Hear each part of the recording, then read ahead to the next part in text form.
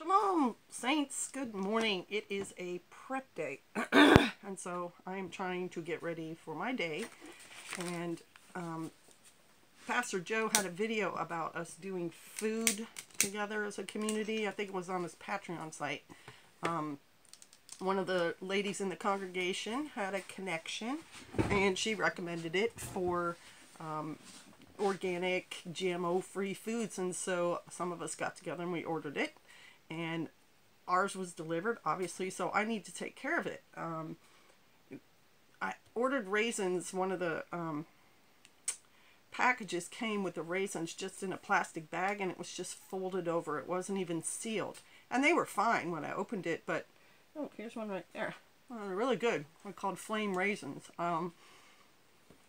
That's okay to ship them, but that's not how you want to keep them, because at least for me, I have pantry moths, so they would get in that container and ruin that whole order. So I already bagged, or not binned, put them in their container, and this is spelt flour that I just put in there, and here's the label for it.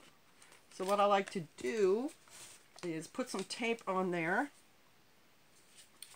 And I'm using pretty heavy duty tape, but I've found over time that like masking tape does not hold up under the kind of conditions we live in. The heat and the humidity and then the cold and everything.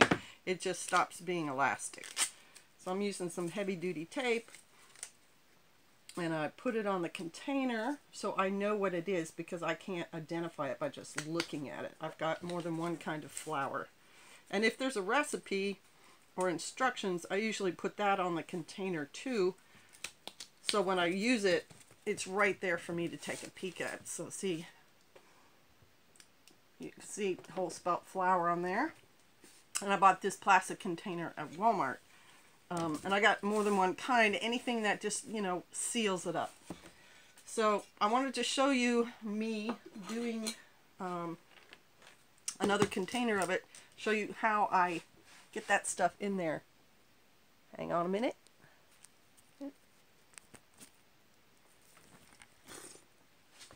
Alright, so the one I'm going to do next is barley flour.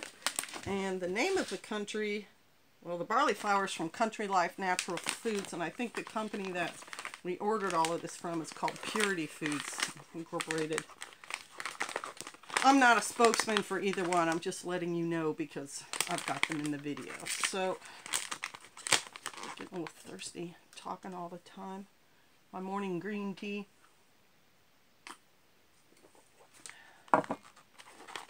And I'm wearing gloves because the raisins were really, really sticky, and I didn't want to get my hands all gummy this morning. But see, this, I like this. I like this about the other package too.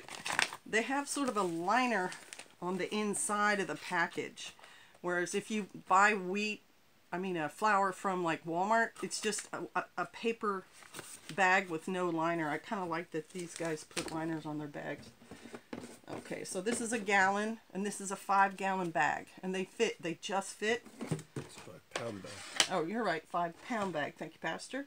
And I use a canning funnel because it's wide open, and this one is stainless steel because I also use this one for milking and transferring the milk over. And I put it on a tray because a little bit of flour does spill out, and so I'd rather have it contained on the tray than all over the table. If that makes sense. So once you've gotten this thing open, and this is barley flour, like I said, I've never cooked with barley flour, so I told Pastor with it and the spelt flour, I'm going to have to go online and find recipes because I'm sure they're kind of specific to the kind of flour you are using. Oh boy, going to have to try something like raisin oatmeal cookies with barley flour. Or some kind of barley bread. I'm pretty sure I have a video, and if I do, I'll put it in the link, where I made ale with barley. Someone had gifted us some barley, and I looked up a medieval ale recipe for weak ale, which is what, you know, kids and everybody drank in those days. And it was that. It was a weak ale that tasted kind of like yeast and grain. but it wasn't terrible. And that's what I know about barley. Oh, I think it's one of those early grains, isn't it? I think there's one of the dates in the Bible is based on when the barley is ripe. So it's been around for a while. So as this thing gets full, you have to kind of settle everything down to make room.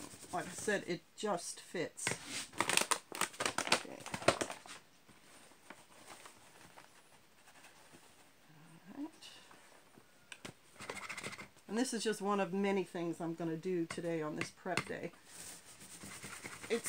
Prep day started last night at sundown because it's a Hebrew day. And it started to rain here even though the weatherman said it wasn't going to rain. And I had wash. That's one of my off-grid techniques for rinsing the clothes. Instead of having to haul a whole bunch more water and pour it over your clothes, I just wait till it's going to rain, wash my clothes, and then let the rain rinse them. And if they hang out there for a day or two, if it's raining, they're getting more rinsed, and if it's sunny, they're getting dried. So it saves me some time and effort. Oh, my throat's getting a little scratchy. All right. A little bit more left. And if you can't get it all to fit, my plan is to put the rest of it in a smaller thing like a pint jar or something. But the last one fit just barely. Let's see if I can get that. Ooh, look at how close that is.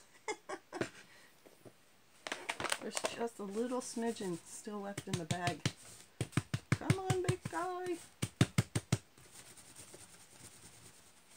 I think it's going to work.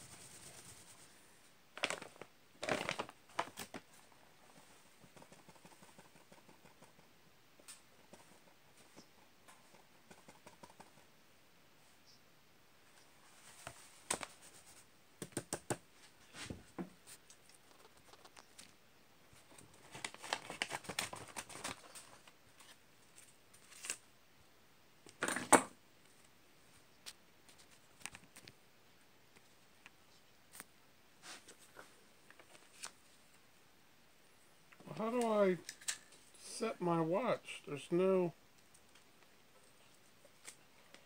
directions are gone. I don't know. Pastor, I'm still getting this label on this flower.